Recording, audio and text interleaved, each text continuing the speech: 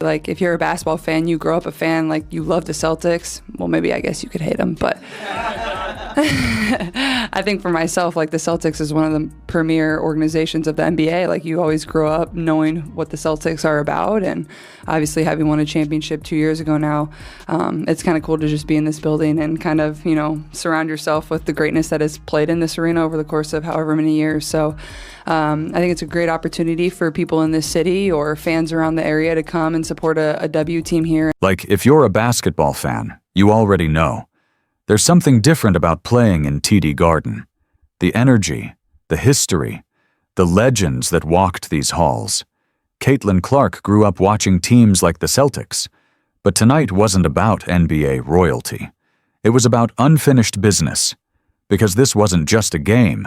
This was payback. Year had great attendance and great energy, so I'm expecting the same tonight. But for myself, like, you don't take these opportunities for granted. Like, it's always fun to go to a new arena and a new place and enjoy it, and I, you know, expect the same here. The Indiana Fever walked into Boston, into enemy territory, to face the same team that cheap-shotted Clark back in June. Eye pokes, body checks, 0 ejections, and no one forgot. And this time, Caitlin wasn't just back. She was coming for blood. TD Garden was packed, but something felt off. Not a sea of green. It was red, navy, Fever jerseys everywhere. 19,156 fans had shown up. Quarter we go. They're trailing by 10. Keep an eye on her and JC Sheldon. Clark trying to back her down. Clark is okay. Sheldon, that was Clark, hitting her in the face. Clark is upset about that. Then everybody's upset about that. Marina Mabry comes in. She decks Clark, tempers flaring on both sides. And somehow, this away game felt like home. The same Connecticut Sun who had tried to shut Caitlin down. They were about to become part of history, because no one expected what she'd do next. She didn't break one record, not 2. She broke 3 WNBA records in the same night.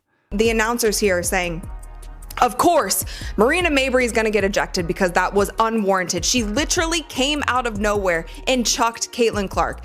There should be a flagrant one, of course, on JC Sheldon because she swiped her and hit her in the eyeball. Whether it is intentional or not, you can still have a flagrant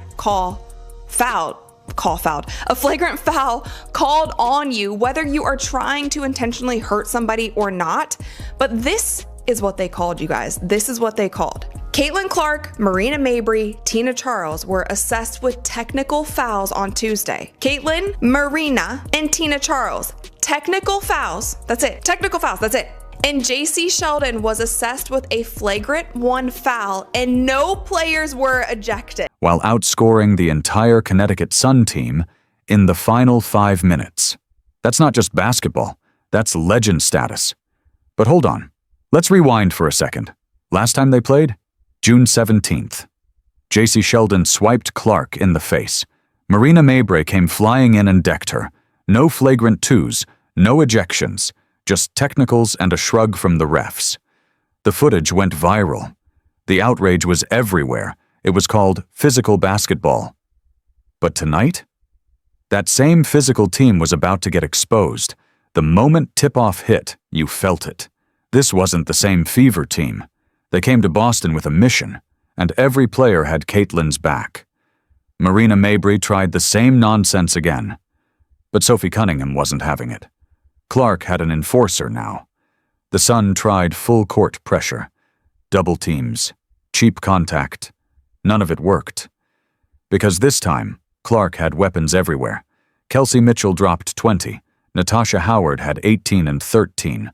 Cunningham hit 3s, played defense, and fired up the bench. Even Aaliyah Boston, despite an off-night shooting, was making game-changing plays with assists and rebounds. And while all this was happening, Caitlin Clark was running the show like a general. Behind-the-back passes, skip feeds, laser dimes to cutters. The Fever offense wasn't just clicking, it was scary good. The Suns' game plan was clear. Let the others beat us, just don't let Caitlin cook. Spoiler alert, everyone cooked. This is what happens when you let Clark play point guard her way. The ball starts moving, the energy shifts, And suddenly, the Fever don't just look good, they look unstoppable. And while fans were locked into the game, something wild was happening quietly. Caitlin Clark was breaking records live, and no one realized. Fastest player to 450 assists in WNBA history. Fastest to hit 150 career three-pointers, 40 straight games with 5+ assists. An all-time WNBA record all in one night. With a sore leg. On enemy turf, under pressure. Brutal. That's all you can say, and the look on Caitlin Clark's face said it all after she clearly tweaked her groin in the Fever win over the Connecticut Sun in what has been an injury-riddled season for Clark. And whether it was pain or frustration or a combination of both, you could see it weighing on. Even though she shot just 4 of 14, she completely dominated the game. Because that's what great players do. They impact winning, even when the shot's not falling. Final 5 minutes. The Sun made a push, but Clark took over. Alone. She outscored the entire Connecticut team by herself down the stretch. The crowd exploded. Even Celtics fans were on their feet. It was supposed to be a perfect night. But then, everything changed. One pass, one step, one sharp pain. Caitlin Clark made a beautiful assist to Kelsey Mitchell, then grabbed her right leg and winced. The look on her face said it all. It was that same groin injury, the one that's been bothering her for weeks. This time, it looked bad. She sat down on the bench, silent, holding back tears. No words, no smile, just pain. Groin injuries are brutal. They heal slow. They come back fast. And with All-Star Weekend in Indiana just days away, Clark's status is now up in the air. She was set to compete in the three-point contest. She was named team captain.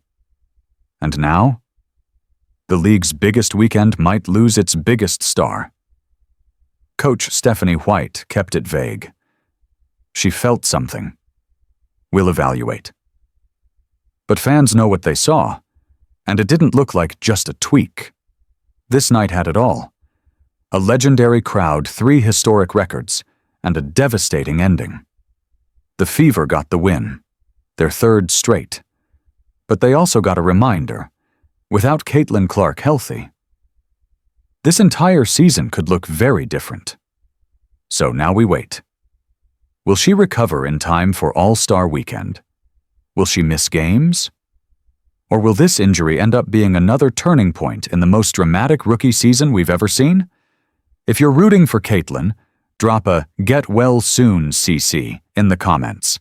Like, subscribe, and hit that bell, because trust me, this story isn't over.